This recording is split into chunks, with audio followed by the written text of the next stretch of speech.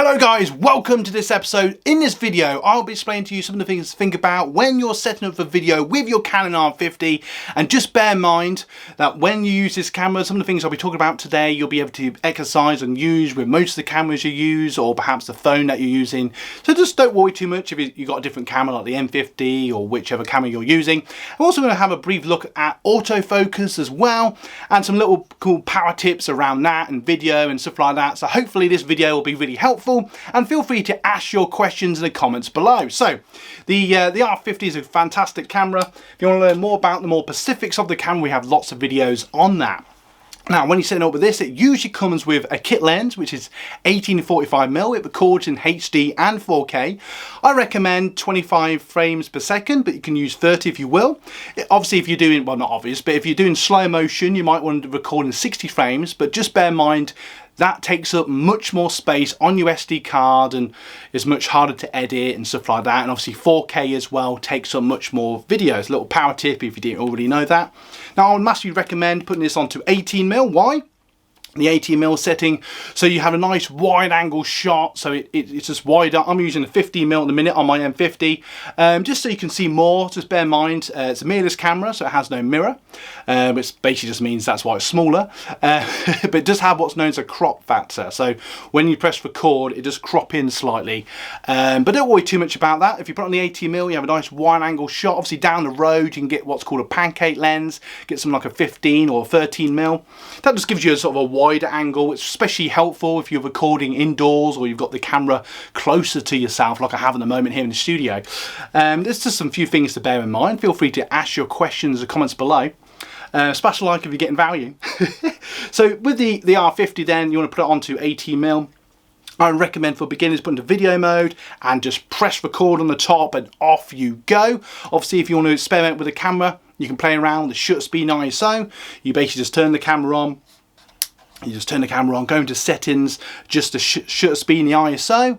You want to extend the exposure of the lens if it's a bit darker, stuff like that. And if it's lighter, if you're outside, you want to make it smaller. So that's the basic rule of thumb.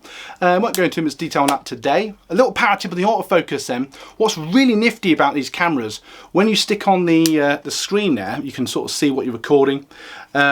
Let's just get rid of that. So you can see what you're recording there. I don't know if you can you see that on the screen? You can just about see. And you can actually press on the screen where you want it to autofocus, which is really cool. So, you know, if you turn the screen around, you can sort of see me or see the camera, and if you imagine the camera is your face and you just tap on the camera, it will autofocus. So as you move around, the camera will follow you. So you can probably tell now as you're watching this video that the camera is following me and stuff behind me slightly blurred.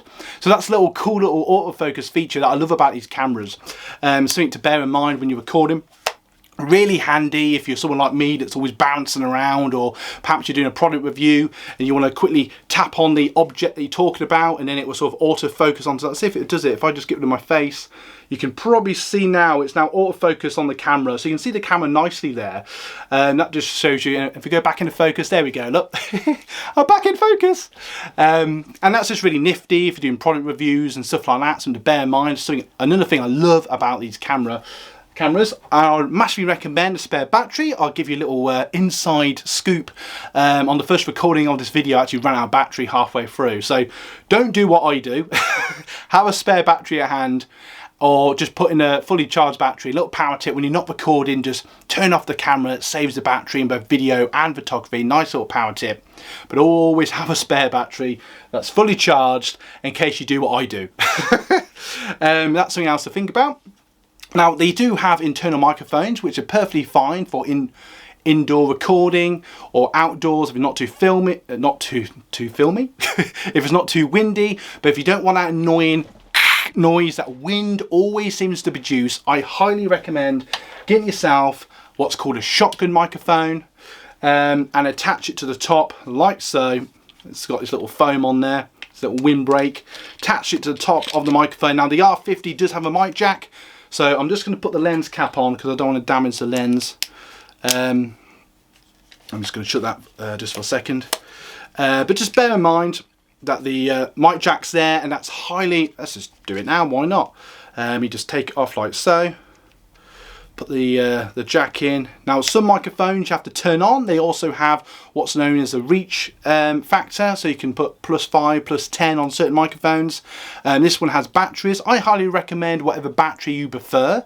Some have just like AA batteries, AAA batteries, sometimes have like watch style batteries. What's really nice about the Rode microphone that I'm using at the moment with my M50 is it actually takes power from the camera, which is probably why my batteries don't last as long, but it means you don't have to worry about batteries, so you can just plug it straight into the camera and off you go. That's something to bear in mind. I would show you that, but that's actually, let's see if we can show you that. Hang on, bear with me a second. Let's see if we can show you that. That's too filly. You get the idea. So it's basically bigger than this, and it's just a really nice shotgun microphone. And just bear in mind with a shotgun microphone, you don't want to be any further than sort of 3 foot away, otherwise the sound recording isn't as good. And then you might want to think about a clip-on mic or lapel mic, perhaps a wireless one. They do cost a little bit more, but these are all ways to improve your audio. Half the video is audio, so that's something to bear in mind.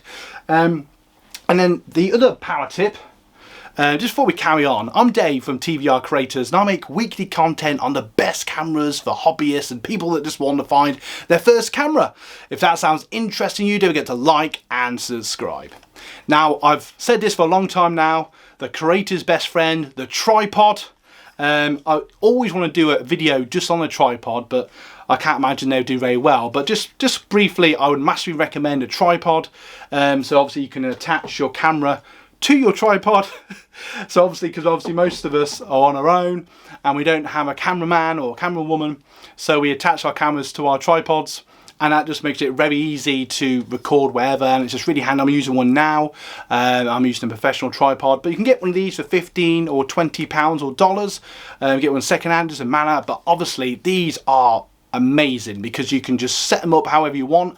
A little power tip again, just I've got in a minute, I would have the camera slightly above eye line, and it just produces a slightly more professional look. It just looks better, and it's just a rule of thumb I try to go with. So if you can, try and get a microphone that's as tall, if not a little bit taller than you if you can. But if you're a giant, then obviously that's going to be a bit more difficult. But anyway, I'd massively recommend a tripod.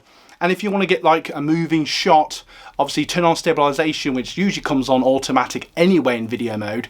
But I recommend holding the hands about sort of a foot away from the camera, and you get this nice sort of pan shot, and it's nice still shot even though you're moving. So that's a little power tip I would share with you. Now obviously you can record in both HD and 4K. I recommend HD in 25 frames per second just because it's a nice rule of thumb, doesn't take up too much space on the SD card, and it's much nicer and easier for your computer to edit. But you want to future-proof yourself, record in 4K, nothing wrong with that. And in these cameras you can record up to 120 frames per second, which is really, really handy. Obviously if you've got any questions, I'll do my best to answer them in the comments below. And if you're enjoying our content, feel free to buy us a coffee. Link to that in the description as well. So ultimately, I love the R50. It's an absolutely banging camera. I love this camera, and obviously you can turn the flip screen around so you can see what you're recording. Little power tip there. Obviously if you're doing video or photography, you still got the viewfinder, which is really nice. I still prefer the touch screen just so I can see what I'm doing, and I love the fact it turns around, and you know, you don't, because on more cheaper cameras you have to sort of press record and make sure it's in the right shot and all that jazz, but you don't have to do that with this. And obviously you do tend to get straps with these, so you can hang them off your neck if you don't want to worry about dropping it and all that sort of jazz. They do come with flashes as well for a nice little bit of photography afterwards.